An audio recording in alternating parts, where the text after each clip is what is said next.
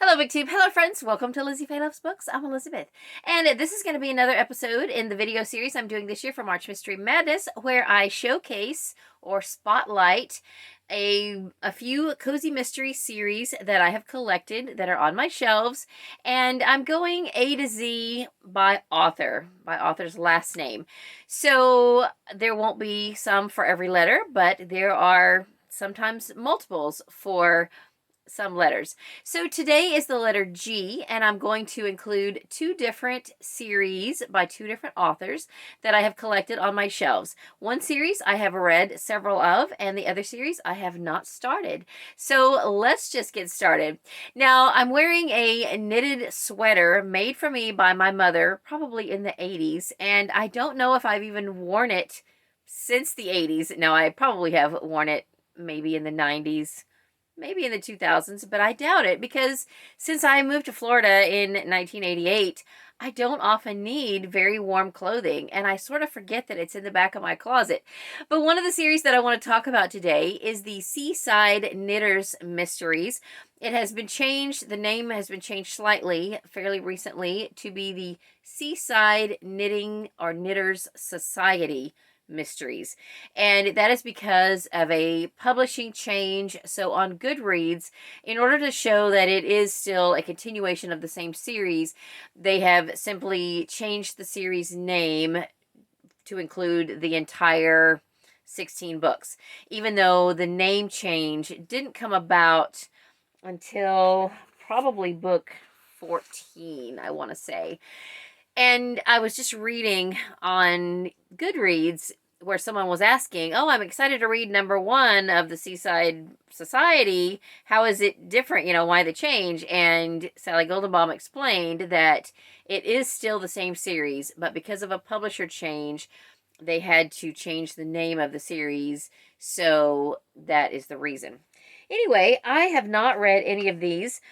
They caught my attention because I have been reading for several years the Maggie Sefton Knitting Mysteries and enjoyed the first few of those. I'm not loving the more recent ones that I've read, but I still have a few to go in that series, and I kind of want to finish it before I pick this one up. But the covers just completely drew me in, and when I saw a few at library book sales and places, I just had to pick them up. So this is set in Massachusetts it's described as a sleepy fishing village of Sea Harbor, Massachusetts. And our main character is Izzy, or Isabel Chambers, and she left her corporate life to go back to this quaint fishing town where she had spent summers as a girl, and she opens up the Cape Ann knitting shop and forms the Seaside Knitters. So I think the Seaside Knitting group is made up of about 8 people, and apparently they solve mysteries. So the first book is Death by Cashmere. This particular copy is a little more worn than others, but I have managed to find some editions, some of copies in excellent shape. I have a mix of trade paperbacks and hardcovers, but they are all basically the same larger size, so I can store them together on the shelves. If you've been following this series, I sometimes mention when I have a combination of some mass market paperbacks versus hardcovers, and it's just hard to store them on the shelf. You just really can't store them on the shelf in the right order and be able to compactly pack your shelves like I need to, because I have so many. So these at least all fit together. All right. I used to have 2 copies of this, and I'm not sure if I still do. I may have put the extra one in the little free library, and as of right now, I don't think I have any extra copies to put in my eBay inventory. But this one is Patterns in the Sand, and it's book 2. And then the next one is Moon Spinners. I think I actually bought this one brand new because I had all of the first 10 except this one, and I was on a trip somewhere, and I was at a independent bookstore, and I found this, and I thought, you know what, I'm going to go ahead and get this right now because book 3 is still pretty early in the series, and in order to get started reading it, I wanted to have book 3 before I really, got heavy into the series. So that is number 3, as I said. And then number 4 is a Christmas theme, I believe. It's called A Holiday Yarn. And then book 5 is a beautiful cover, The Wedding Shawl. Book 6 is A Fatal Fleece. All of these covers are really, really pretty. The next one is Angora Alibi. And then number 8, you can tell this is an ex-library copy. When the stickers are above the, like on top of the plastic, I go ahead and peel them off pretty quickly, usually. I have a couple here, I think, that are not, but when it's under the plastic, I just hem-haw around about ever getting it done. Anyway, Murder in Merino is the next one. And this one also looks new, too. Number 9, A Finely Knit Murder. I'm not sure where I got it. This one looks to be a holiday themed, again, trimmed with murder. And this is number 10. Now, at the time I started collecting these, I think there were only 10 of them. And so when I found that book 3 and thought, yay, I've got all 10. Then I looked it up and lo and behold, more had been written. This was written in or published in 2015. And so it was probably not long after that I started collecting these. So number 11 now is Murder at Lambswool Farm. So I'll show you a picture there. And number 12 is Murder Wears Mittens. And this is where the publishing changed to Kensington. The first 11 were published by Obsidian Mysteries. And then Kensington took over the series with number 12, Murder Wears Mittens. And then I have number 13.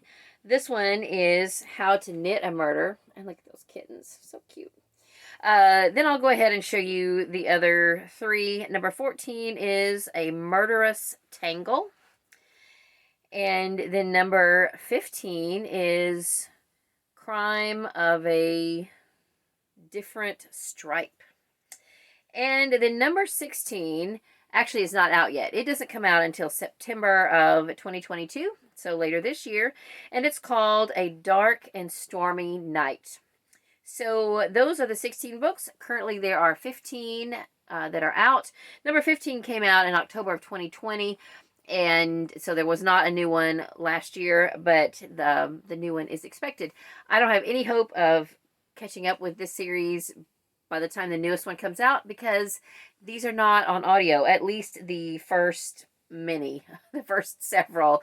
There are some of the last, maybe the most recent 5 or 6 are on Hoopla on audio and ebook, but I don't start at book 10 in the series. I start at book 1, and I own them now, so there's no reason why I can't read them, except that I have 1,000 other books that I want to read at the same time. Don't you wish you could just read them all at once?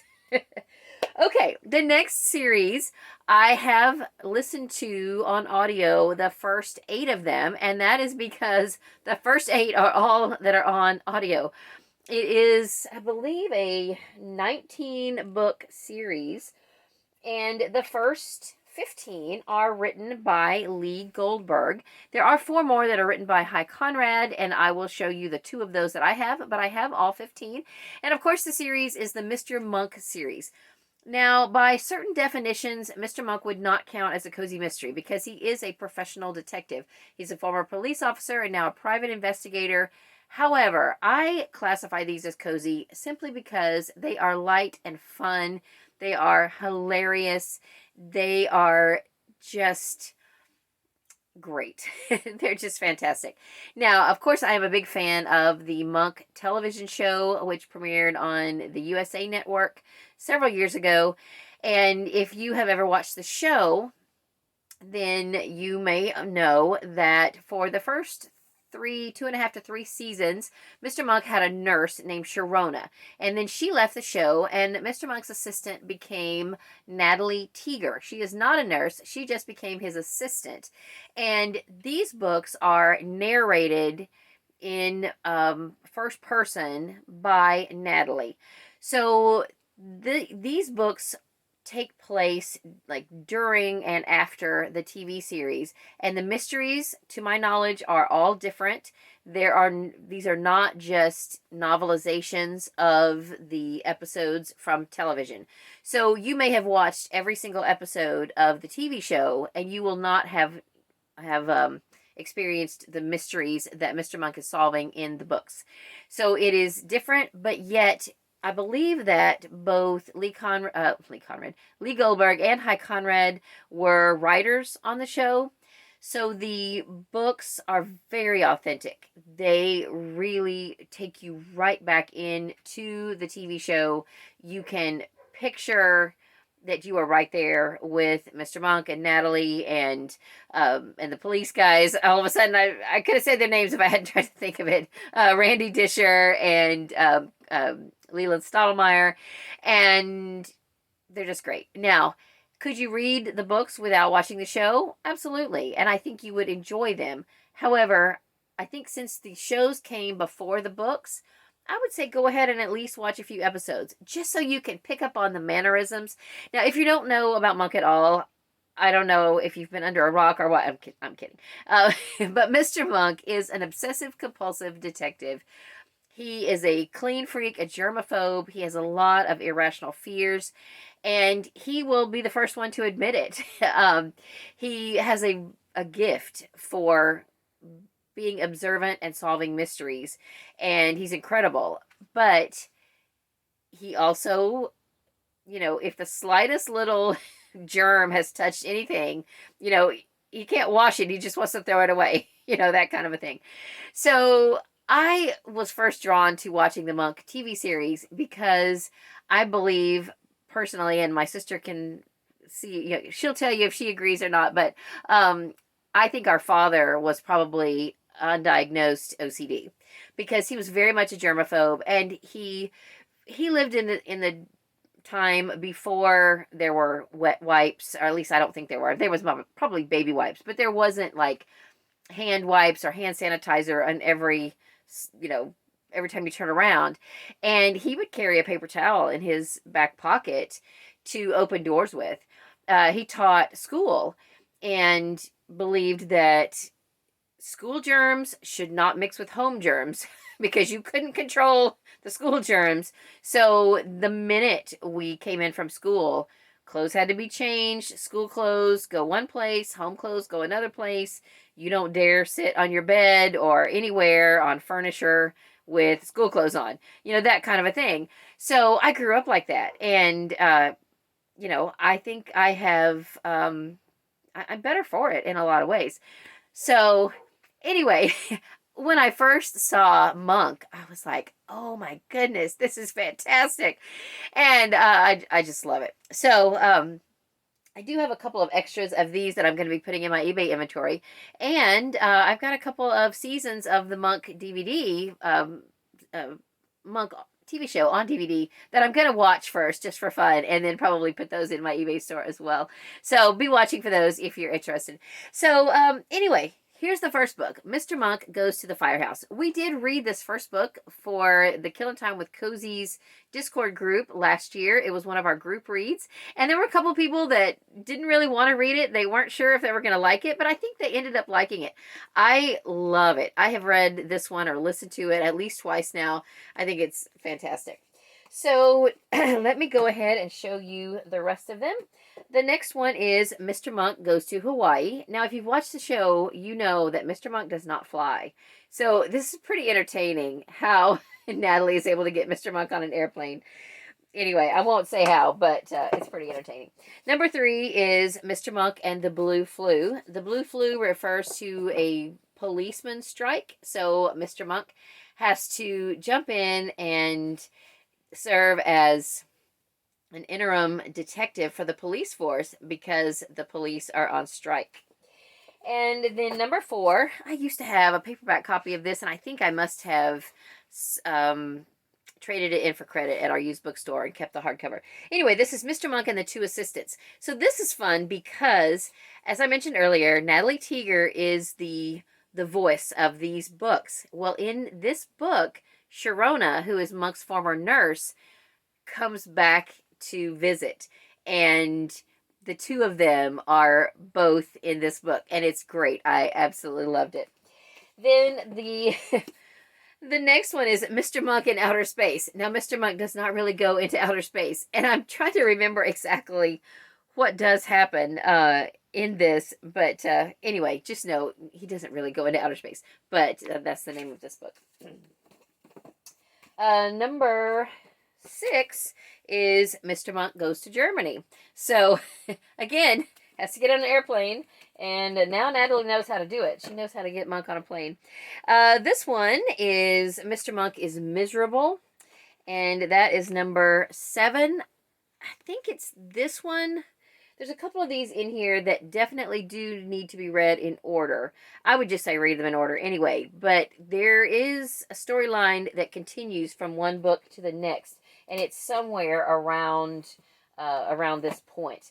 And then the last one that I have listened to so far is book number 8, Mr. Monk and the Dirty Cop. And this one has some library stickers that are on top that I need to get off. Actually, no, I peeled off the ones. Now I just need some glue gun. The next one, though, has stickers that I need to peel off. I don't think I've had this one all that long, so I just haven't had time to get it done. Anyway, this is number 9, and it is Mr. Monk in Trouble.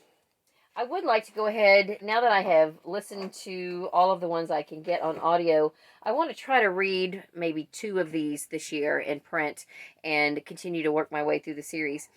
All right, Mr. Monk is Cleaned Out is number 10.